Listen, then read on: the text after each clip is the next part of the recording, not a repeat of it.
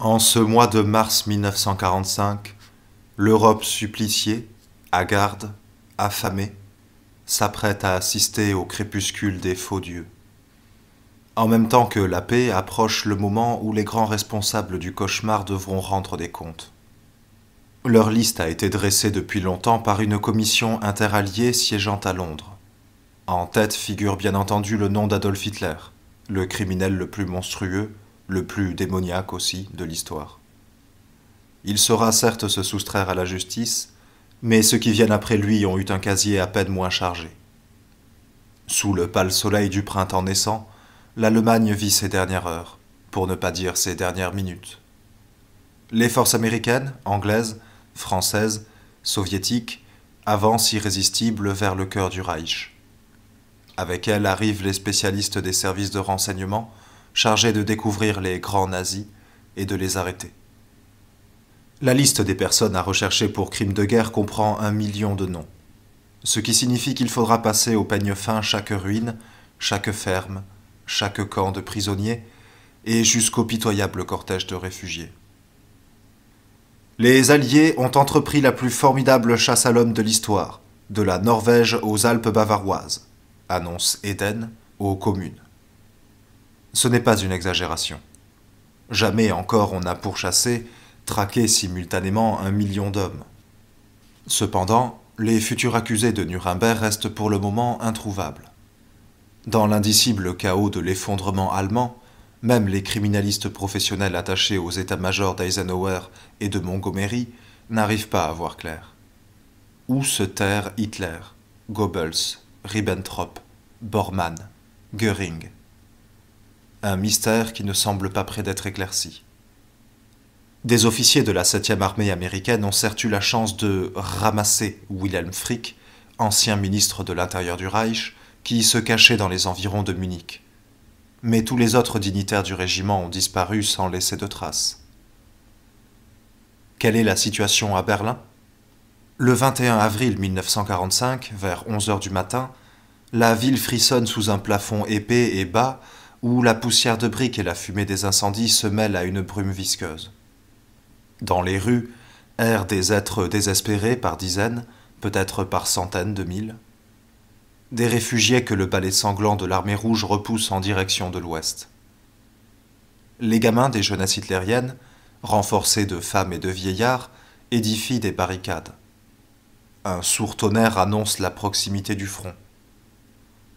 D'épais nuages de fumée roulent sur les débris des quartiers écrasés par les tapis de bombes. Âcre, corrosive, l'odeur de la défaite plane sur la capitale. Rue Hermann Göring, dans le salon privé du ministre de l'Information et de la Propagande, un vent frisqué s'infiltre par les interstices des planches qui tiennent lieu de vitres. Le stuc des murs et du plafond s'est écaillé sous les secousses des bombes tombées dans le voisinage.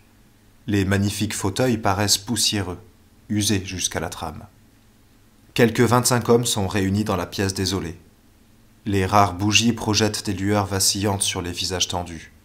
Depuis plusieurs jours, même le quartier gouvernemental est privé d'électricité. Tel est le décor où va se tenir la dernière conférence entre Joseph Goebbels et ses collaborateurs. Grâce à un témoin oculaire, Hans Fritsch, commentateur officiel de Radio Berlin et futur accusé de Nuremberg, on en connaît chaque détail jusqu'aux moindres paroles. Le ministre porte un complet veston sombre d'une stricte élégance qui, déposera Fritsch, paraît choquante dans cette salle lugubre. Le faux col glacé d'un blanc neigeux brille doucement dans la pénombre.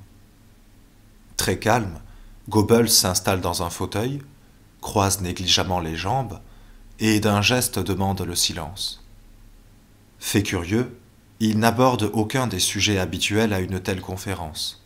Il ne s'adresse même pas à l'assistance. C'est un discours qu'il prononce. Plus exactement, une condamnation. Goebbels. Le peuple allemand ne s'est pas montré à la hauteur de sa tâche. À l'est, il se sauve à toutes jambes. À l'ouest, il empêche nos soldats de se battre et hisse le drapeau blanc. Sa voix s'enfle, devient véhémente, comme s'il parlait encore à la tribune du Palais des Sports. Que puis-je faire avec un peuple dont les hommes ne luttent même plus lorsqu'on viole leurs femmes? De nouveau, il prend un ton plus confidentiel. Eh bien, ce destin, le peuple allemand l'a voulu après tout. Rappelez-vous le plébiscite de novembre 1933, quand nous lui avons demandé s'il approuvait notre départ de la Société des Nations. Ce jour-là, une majorité écrasante s'est prononcée, de son propre gré, contre la politique de la soumission et en faveur d'une entreprise audacieuse. Il hausse les épaules. Pas de chance, l'entreprise audacieuse a échoué. 2 ou 3 hommes se dressent pour protester. Le regard glacial du ministre leur ferme la bouche. Déjà, Goebbels enchaîne. Goebbels. Évidemment, c'est une pénible surprise, même pour mes collaborateurs. Remarquez que je n'ai obligé personne à collaborer avec moi, pas plus que nous n'avons obligé le peuple allemand à nous suivre. Voyez-vous, messieurs, il fut un temps où vous teniez énormément à travailler avec moi. Le malheur, c'est que vous avez misé sur le mauvais cheval.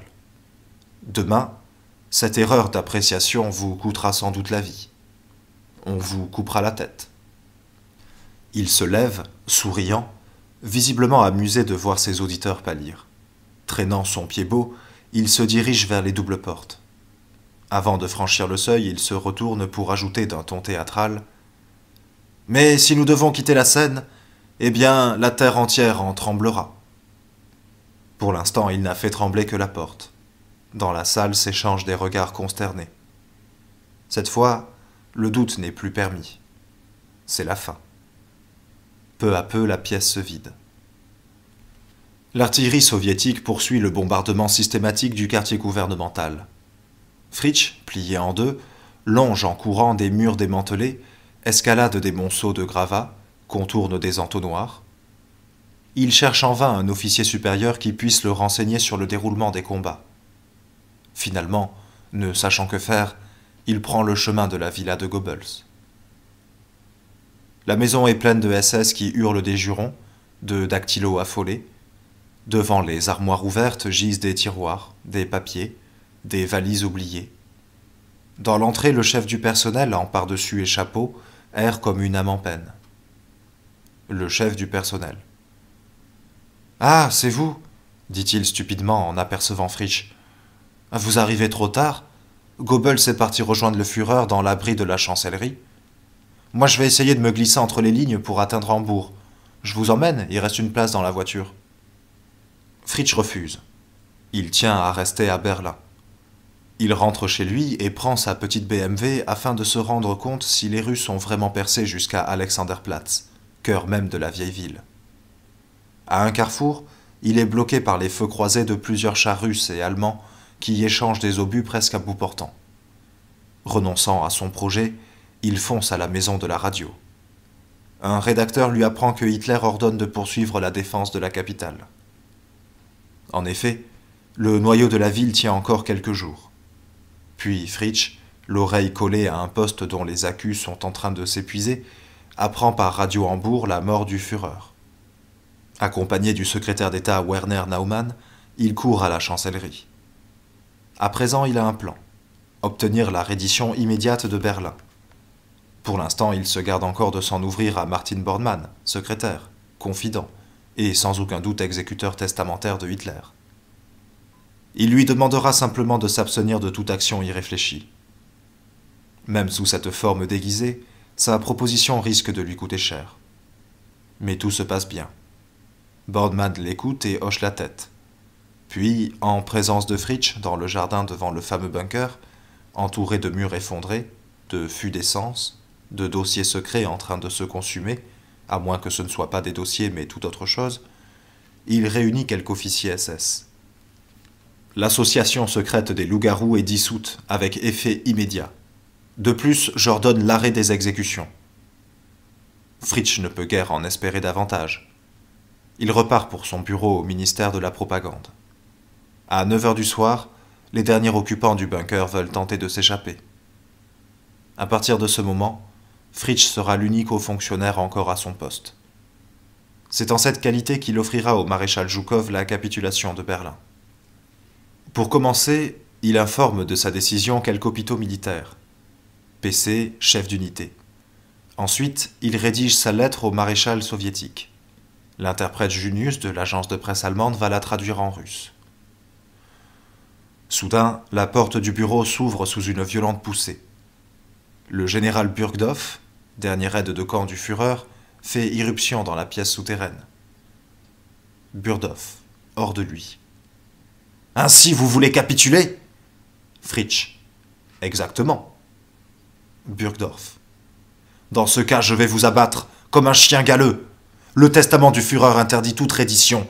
Il faut continuer la lutte jusqu'au dernier homme. » Fritsch. « Même jusqu'à la dernière femme ?» Déjà, le général dégaine son pistolet. Mais Fritsch et le jeune radio qui se trouve avec lui sont plus rapides.